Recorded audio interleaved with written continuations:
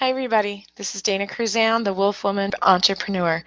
I'm actually going to be starting a hangout probably every few days, not really any set time, and I'm going to be reading a book to you called The Wolf Mentality. My team, Freedom Uprising, and a lot of other people in Wake Up Now are doing a challenge right now. It's called the 1,000 Wolf Challenge, and we're all using this book along with Eric Worre's Go Pro as kind of our Bibles and how we do work. So this book, The Wolf Mentality, is teamwork secrets every entrepreneur must learn, and it's written by Kirby Cochran and Jason Elrod, and they're both leaders in our company, Wake Up Now. So let me tell you a little bit about the book. Entrepreneurs around the world continually search for the secrets that will propel their business ventures to profitability. In almost all cases, the answer can be given in one simple word: teamwork. When entrepreneurs learn to think in terms of the we instead of the me, they are well on their way to entrepreneurial success.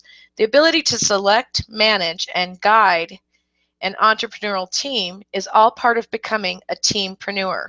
The wolf mentality exposes the mistakes most entrepreneurs make in developing a management team focused on shared success. Knowing what not to do is half the battle in turning a startup business into a long-term success. You must also understand the exact steps necessary to select a group of individuals who work together as a cohesive team. Kirby Cochran and Jason Elrod reveal the secrets of becoming a true teampreneur in the wolf mentality. The wolf mentality shows entrepreneurs how to achieve their dreams of starting a business and seeing it grow into a thriving, long-term enterprise. Kirby and Jason explain that when teampreneurs adopt a wolf mentality, their new businesses automatically prosper. And what's really cool about this is I work with wolves. That's why I'm the Wolf Woman Entrepreneur. I work with Wolf Mountain Sanctuary in Lucerne Valley, California, and we have a wolf rescue, and it's one of my passions. So on the back of the book, it says, hunt with the pack. Go from being a lone wolf to building a successful business team. The wolf mentality will help you channel your inner entrepreneur by providing guidelines to select the best possible group of individuals who will work together as a cohesive team. If you ever wanted to learn how to leverage the power of teams to help grow a business, the wolf mentality will help you unlock your potential as a teampreneur. You'll learn 7 ways to start a profitable business, key guidelines every teampreneur must use, 4 mistakes you can't afford to make, the vital measurements that guarantee success. Okay, so let's go ahead and we're going to go ahead and read the preface, and then we'll check the time and see if we have time to go on to chapter 1. Alone we can do so little. Together we can do so much. A quote by Helen Keller. Okay, the preface starts out why it works.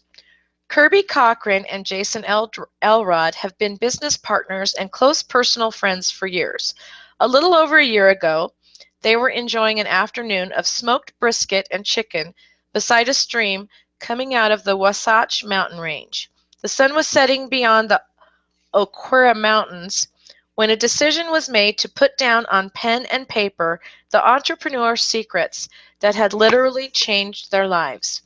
Kirby is a successful venture capitalist, investor, and renowned business professional, while still on staff as an adjunct professor in the Graduate Department of Business at the University of Utah.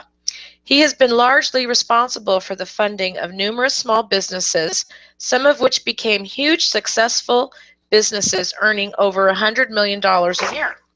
For the last several years, Kirby has served as CEO of Wake Up Now, Inc., a startup company that Kirby has taken from negative revenues to over $100 million in annual running revenue. Jason was raised in an entrepreneurial family and was the perfect partner for Kirby.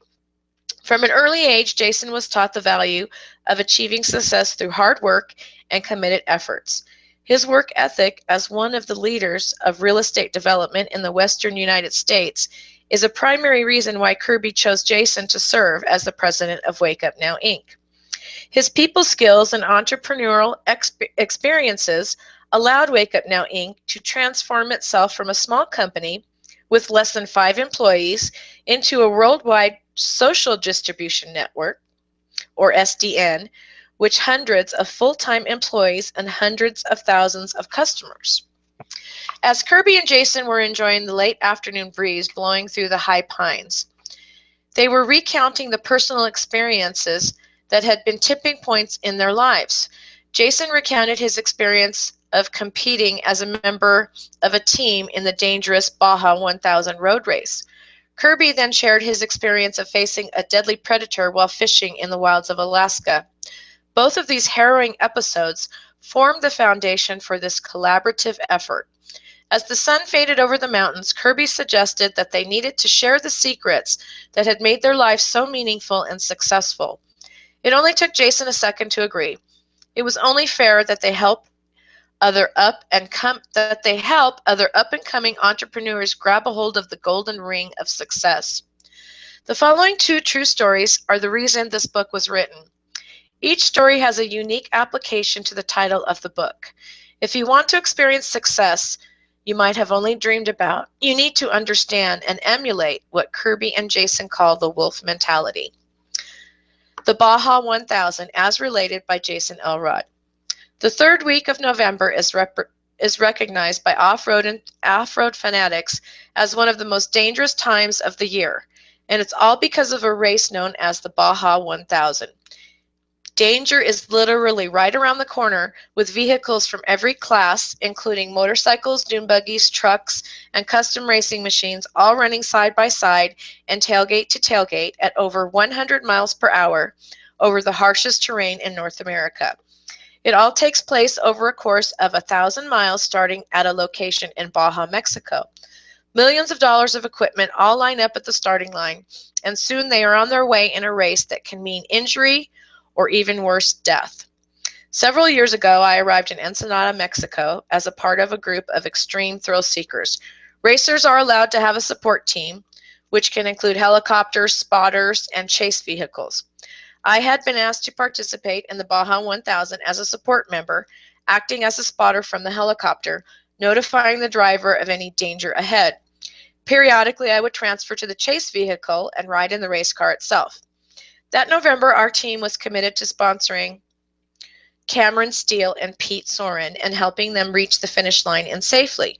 Cameron Steele was a veteran in the Baja since 1985. In fact, he won 25 major off-road races. There is an overwhelming amount of strategy and support needed from a large team that happens before, during, and after the race, starting with the engineers who get the truck set up to handle the demand and beating that the engineers who get the truck set up to handle and beating that the truck and team will endure. Sorry about that. Prior to starting the race, our team positioned a support truck along the course in anticipation of the mechanical problems that would certainly occur. The race started early that fall morning as the sun was rising over menacing peaks of the nearby tortuous mountains. My plan was to start the day with the team on the ground in the chase truck, switch to the helicopter at midday, work with the spotters at the second pit stop, and then end the first day in the race truck. Unfortunately, things didn't go as planned. The Baja is equivalent in off-road racing to the Super Bowl, and it's recognized fact that events this large are problems just waiting to happen. The routing of the helicopter was changed, and in a matter of moments, our eye in the sky was gone. Without any communication, the team on the ground had no idea if our friends in the helicopter were safe or if they had crashed in the rough terrain. I remained in the chase vehicle, experiencing the ride of my life. 850 horsepower kept us close to the racetrack. At over 100 miles an hour, danger seemed to be barreling down on us every few minutes as we passed semi-trucks loaded with local produce. The side mirrors on the fully loaded produce trucks would skim our chase vehicle with less than an inch to spare. In a fraction of a second, the world in front of us was ripped apart. We were approaching a blind corner on a rough, extremely narrow road when a family in a small car swerved out of their lane and collided head-on with a massive semi-truck. Flames and bent steel littered the road. We screeched to a full stop, but there was nothing we could do for the poor Mexican family. Seeing people die in a fiery crash was not what I had visioned happening when I started this adventure. There was nothing more we could do as the authorities got the traffic moving again, and we accelerated to catch up to the race leaders.